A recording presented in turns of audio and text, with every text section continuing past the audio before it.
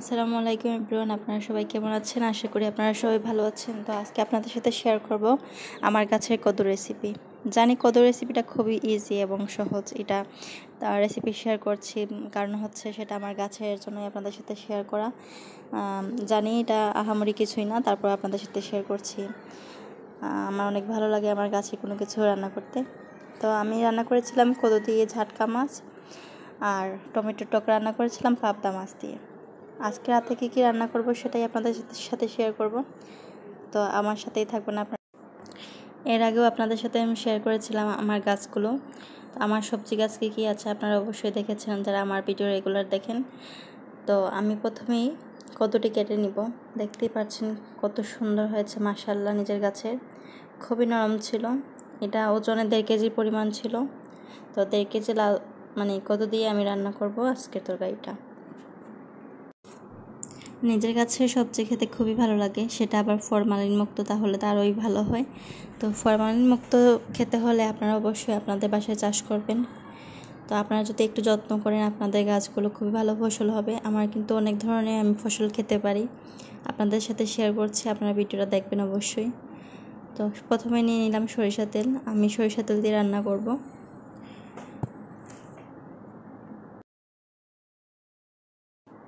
তারপর এখানে দিয়ে দিব পেঁয়াজ কুচি। রান্না কিন্তু খুবই সিম্পল, আপনারা সবাই জানেন কীভাবে রান্না করে, তারপরও আপনাদের সাথে শেয়ার করছি যেহেতু আমার কাছে। তো পেঁয়াজগুলো ভালো করে আমি লালচে কালার করে নিয়ে আসবো। পেঁয়াজগুলো যখন লালচে কালার হয়ে আসবে তখন আমি দিয়ে দেবো পরিমাণ মতো লবণ দিয়ে একটু নাড়াচাড়া করে নিব। তারপর দিয়ে দিব অল্প পরিমাণে পানি, যাতে মশলাগুলো পড়ে না যায়।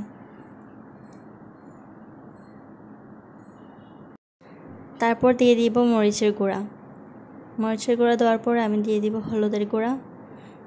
তো আমি দুটো পরিমাণ মতো দিচ্ছি, তো সেটা কোনো পরিমাণ বলছি না যেহেতু এই রান্নাটা সবাই জানেন। তো আমি আগুনটা একটু বাড়িয়ে দিয়েছি কারণ মশলাগুলো ভালো করে ভাজার জন্য। মশলাগুলো ভালো করে কষানোর পর আমি দিয়ে দিব কেটে রাখা কদ্দুগুলা। মশলাগুলো আমার কষানো হয়ে গেছে। তারপর আমি অল্প পরিমাণে কদ্দু দিয়ে দিব মশলার মধ্যে। তো মশলার মধ্যে এই কদ্দুগুলো নেড়ে চেড়ে বাকিগুলো দিয়ে দিব, ভালো করে মশলার সাথে কষাবো। তারপর কিছুক্ষণের জন্য আমি ঢাকনা দিয়ে ঢেকে রেখে দেব যতক্ষণ না পানি বের হয়ে চলে আসছে। তো পানি চলে এসেছে, আবার নাড়াচাড়া করে দিব। কদ্দুটি অনেক ডিগা ছিল, এর জন্যই এখনই সিদ্ধ হয়ে গেছে। তো আমি এর মধ্যে দিয়ে দিচ্ছি মাছগুলো। তো মাছগুলো দেওয়ার পর আমি আবার একটু হালকা করে নেড়ে দিব। মাছগুলো দেওয়ার পর আমি কিছুক্ষণ আর 5 মিনিট রেখে দিয়েছিলাম ঢেকে। তারপরে দিয়ে দিব পরিমাণ মতো ঝোল দিয়ে আবারও কিছুক্ষণ নাড়াচাড়া করার পর আবার ঢেকে রেখে দিব 10-15 মিনিটের জন্য। 10-15 মিনিট পর আমার তরকারি পুরো রেডি হয়ে যাবে। তো আমার রান্নাটা কমপ্লিট হয়ে গেছে, আপনারা দেখতেই পাচ্ছেন খুবই সুন্দর এবং খুবই ভালো একটা গ্রান চলে এসেছিল। তো আমার ছোট বাচ্চার জন্য আমি রান্না করে নিয়েছি কদু দিয়ে মসুরি ডাল, কারণ সে তো খেতে পারবে না ঝাল। আপনারা সবাই জানেন আমার একটা ছোট বেবি আছে। তো ভালো করে নাড়াচাড়া করব। কী মশলা দিয়েছে সেটা অন্য সময় শেয়ার করব। বাচ্চাদের জন্য সবসময় আলাদাই রান্না করতে হয়। তো এদিকে আমি আমার বাচ্চা রান্নাটা করছি, এদিকে আমার রান্নাও শেষ হয়ে যাচ্ছে প্রায়। তারপর আমি হাতে কিছু সময় ছিল, এর জন্য আমি রান্না করছি। ফ্রিজে ফ্রোজেন করে রেখেছিলাম টমেটো। তো টমেটোগুলো দিয়ে আমি টমেটোর টক রান্না করব, সেটাই আপনাদের সাথে এখন শেয়ার করব। ফ্রোজেন করে রাখা টমেটো দিয়ে আমি পাবদা মাছ দিয়ে টমেটোর টক রান্না করব।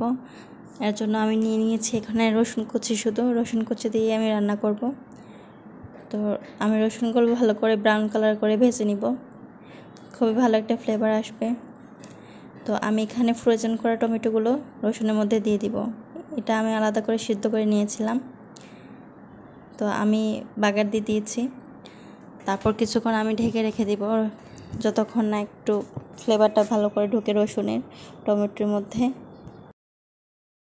টমেটোর মধ্যে ব্লক চলে আসলে আমি দিয়ে দিব সেখানে পাবদা মাছগুলো দিয়ে একটু নাড়াচাড়া করার পর এটা ঢেকে রেখে দিব। তো আজকের রান্না আমার কমপ্লিট। তারপর সবার জন্য আমি দুধ গরম করে নিয়েছিলাম। তো দুধগুলো আমার গরম হয়ে গেছে। তো খাওয়ার পর আমি দুধগুলো খাবো। তো আপনারা আমার ভিডিও ভালো লাগলে অবশ্যই আপনারা পাশে থাকবেন, আমার চ্যানেলটি সাবস্ক্রাইব করবেন। ভালো থাকবেন, আল্লাহ হাফিজ।